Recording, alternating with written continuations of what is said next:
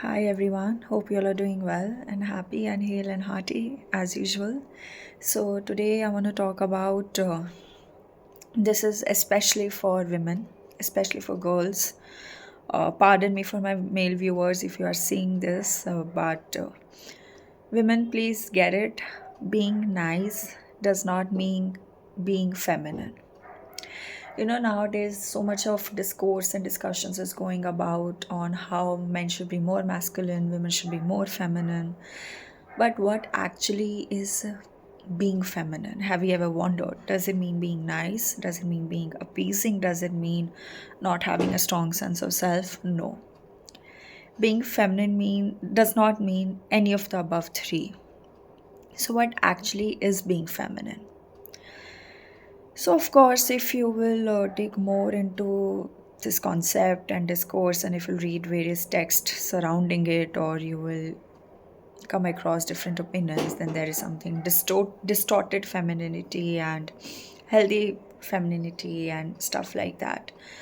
But according to me, being feminine means to be able to have a solid sense of self along with managing the aspect of masculinity and to always keep growing in life.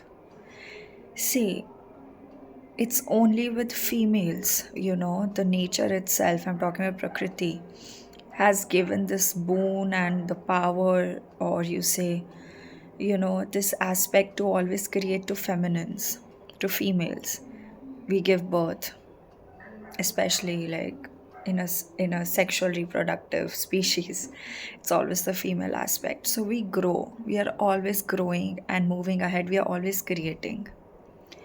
And you can only create from a space where you are very secured. An insecure space only brings about blocks in your life. And how are you secured? When you know yourself, when you know yourself very deeply. So I always say being feminine is to always making an effort to being aware. Being feminine is always making an effort to know those parts of you which you do not know, understand yourself, and therefore keep solidifying your sense of self. Let's say, for an example, we have seen it in our houses when our mothers are there. So many times it happens, oh, whatever my kids will eat, or whatever my husband will be eat, I will make that. But they will not take care of themselves. You know, does that mean, yes, it is an aspect of motherhood, or we say, sacrificing, the mother is sacrificing, that is what is feminine up till a point. But after that, if it is proving to be counterproductive for the health or for the mental well being of a mother, you cannot say that she's in a feminine space. Not at all. Femininity is essentially knowing also where to stand your ground, being very solid, and always speaking against the injustice. Again, if you look into Hindu mythology, right now Navratras are going on. So, those of you who are watching from outside India, so Navratri is this 9 days considered as very holy, sacred days. Holy is a wrong word. Sacred days where we worship different goddesses in the form of different powers. Like Ma Kali shows a protective force, and then there's Bhadra Kali, then there's different goddesses. So, if you see Ma Kali also, no one will say, oh, Ma Kali was a nice lady. No one would say that. Or you pick up any goddess, be it Lakshmi or be it Parvati, be it any goddess, no one would say, oh, they were such a nice people. They were such a good girls. Good girl is not being feminine.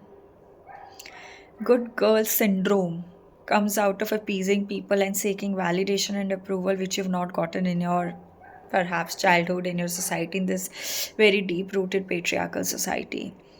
And believe me, people, that's not being feminine.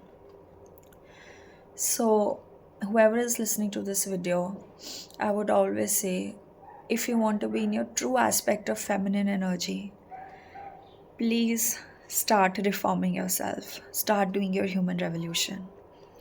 Start looking at those aspects of you which are not serving you, which are not serving your family. And at the end of the day, that's not what a human is born for. We are all born to be free, and that is what is even perhaps the background banner of my YouTube channel. We are born to be free.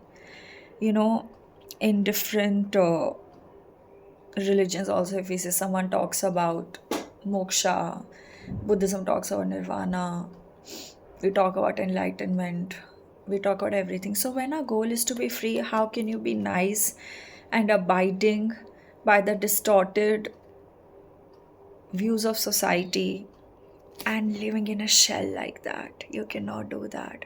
And that is so counterproductive to being feminine. I personally believe it is the feminine energy to grow, it is the feminine energy to get enlightened, it is the feminine energy of being, of feeling yourself, which leads you towards higher consciousness. It's not the masculinity. But you need to know what is femininity again. Yeah. Maybe in coming few days, I'll make more on this aspect. Please grow. Don't be fearful of being ambitious. Do things with the space of being, you know. Protect your family with the space of being that protector of Ma Kali, of being a mother. You know, do not live a very timid and a shy life. Being timid and shy and approval and dependent is so not being feminine. Yeah, I hope I'm clear. So, thank you so much, everyone. And of course, this message was for women, but also if you are a male and you're listening, how about you share it with your girlfriends or friends or mothers or sisters? And even if not that, I feel every human, irrespective of their gender, should always be balanced between these two aspects. And even for male members, these days even women do not like very alpha males. Those days are gone. We always want very sigma, very those males which have, as partners, as friends, who have this nice balance of sensitivity as well as being a very, what do you say, hard rock? No, hard rock is the wrong way. Very headstrong men. Yeah. So we need balance of both. So therefore, at the end, I would again like to correct that maybe this video was for both the people. Thank you so much, everyone. Any comments, anything, please give. Please subscribe, please like, and I'll see you soon again. Bye.